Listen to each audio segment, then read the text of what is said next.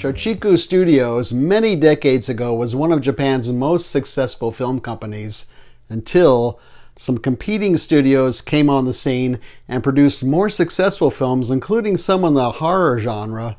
So Shochiku decided we either are going to compete or we're not going to survive. And that brings us to today's episode. This is the Kazdoy Closet. I'm Kazdoy. That's my closet full of all the stuff that I love. And today, the 4 films from that studio in the 60s that dabbled in science fiction and horror. Let's check them out. Today we're talking about this box set from Criterion. It's part of their Eclipse series, and it's called When Horror Came to Shochiku. So first of all, we have the slipcase, which is pretty flimsy, but does the job. And it holds these 4 slim case DVDs. So they're very slim cases, as you can see. And yes, they're all DVDs.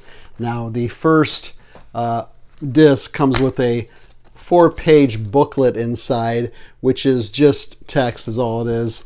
And then the other discs have the information printed like that on the reverse artwork. So all these films are in Japanese with English subtitles. They are all under 90 minutes. The picture quality, I would say, varies from poor to average to good. You know, nothing outstanding, really. All of them are streaming right now on the Criterion channel, if you have that. And the first film I'm going to show you is also streaming right now on HBO Max. They all address the topic of war, but to varying degrees. So you're going to get 4 very different types of films here. You're going to get a monster or kaiju film. You're going to get a Body Snatcher film. You're going to get a ghost story, and you're going to get a killer bug movie. The first film in the set is The X from Outer Space from 1967, 88 minutes long. This one's in color. This is about a crew of scientists who return from Mars with a space spore sample that escapes once they get back home and grows into a giant monster that starts rampaging through Tokyo.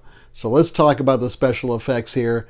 Like most of the films in this set, we're going to see some matte paintings, we're going to see miniatures, and some animation, some with kind of a 50s, 60s sci-fi style to them. But the monster in this one is a guy in a rubber suit. So he has a head, if you can picture this, a head like a metallic spaceship almost, but with a chicken beak and 2 antennae on top kind of waving around. And his body is similar to like a T-Rex, like an upright dinosaur body. And he shoots fireballs out from his beak at miniature planes and tanks. And the UFO that they see sort of looks like a glowing apple pie. So you're not going to get the greatest, most sophisticated special effects here. The music going with it sounds almost like lounge music a lot of the times, used in inappropriate times. And then there's some bad rock and roll thrown in and a few spacey sound effects. The spaceship crew includes Lisa. She's a white blonde woman. For some reason, each of these films has a token white blonde woman, and she's an astronaut. And then for comic relief, we have Miyamoto, who kind of mugs for the camera all the time and is not really providing much comic relief at all. The dialogue includes phrases like, "This is groovy." And there's a suggestion made to maybe they should drop an atom bomb on this monster to kill it. But somebody says, well, I don't think Americans want to drop another bomb on Japan. The picture quality on this one is pretty poor. Now, I did not tweak the settings at all, so maybe that's my fault, I'm not sure. But my rating for The X from Outer Space is a very generous 2 chickens out of 5. It really doesn't add anything to a kaiju movie. It kind of made me wonder, why am I watching this? Aren't I a little bit too old to be watching something like this? And then I also started thinking, should I continue with this set, or are they all going to be like this? Well, the good news is they aren't all like this, because our second film in the set is Goke, Body Snatcher from Hell from 1968, 84 minutes, also in color. After an airplane crash lands in a remote area, its passengers are confronted by an alien force that wants to possess them and take over Earth. And this film is a big improvement over that first one. in every respect: story, characters, the pacing, the special effects, cinematography, the music. Much better. Basically, it consists of two settings: inside the plane with the passengers, and then the mountainous area where the plane has crashed. There are several references to man's inhumanity to man in this one. The aliens say they've been watching the humans for quite some time destroy each other. That's why they know they can take over the planet. A shrink is one of the characters, and he says that since the A-bomb was dropped, more UFO sightings have been reported. There's footage, actually, of the A-bomb, real footage, and they show that in red and black briefly. And there is our token American white female flight attendant here, and her husband was killed in the Vietnam War, so she's really very cynical, probably understandably so, and she just basically says, "I've lost all faith in humanity." We learn very quickly about each of the passengers and what their story is. The most unsympathetic by far is a politician who's on the plane. He's totally selfish and crooked and a liar and a backstabber. And at one point he just yells out, "I don't want to die, you die instead." So there's a lot of yelling going on the plane amongst all these passengers. Tempers get flare up pretty quickly. The special effects here, much improved. I don't want to go into too much detail with that because I want it to be a surprise if you see it. Also, a surprising ending. This was easily influenced by Invasion of the Body Snatchers. It's hard not to think about that as you watch some of this. This is also supposedly a favorite of director Quentin Tarantino. And the picture quality here, much improved. I did tweak the picture settings on the TV, so maybe that's what did it. So my rating for Gokey Body Snatcher from Hell, I'm going to give it 3.5 planes.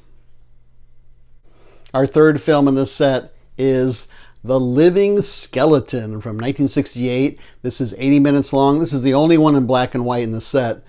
This is about pirates at the very beginning slaughtering a bunch of people on a freighter ship. And it's pretty surprising when that happens. And then 3 years later, some of the victims come back to haunt their killers. This is the only one of these four horror films from the studio to be filmed in black and white, which was a smart choice. This would never work as well in color, I don't think. It's trying for a kind of an atmospheric, eerie quality, similar to those Val Lewton films like Cat People, though not quite that good. But the cinematography is very effective. Touches of expressionism, touches of the Gothic style here and there. The picture quality, the blacks are inconsistently deep, I would say, even though I did tweak the settings. Sometimes they're good, sometimes not so good. But this is a big departure from the first two films. It feels more sophisticated, mysterious, it's revenge-based, similar to some of those ghost story films like Kwaidan or Kuroneko or Onibaba. Think of films like that. That's what it's trying for with the look and the imagery. And there are several surprising moments here too. I'm going to give The Living Skeleton still 3.5 ships out of 5.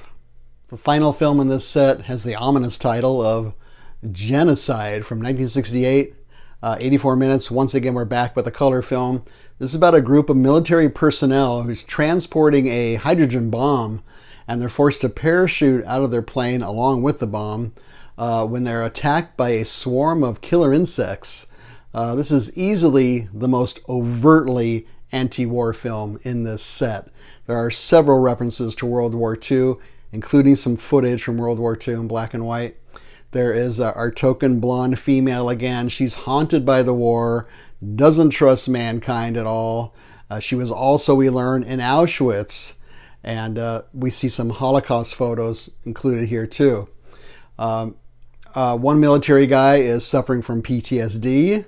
The insects are planning to exterminate all the humans because humans are a threat to planet Earth, and has a surprisingly bleak ending. So I'm kind of holding back on some details here so I don't ruin any surprises.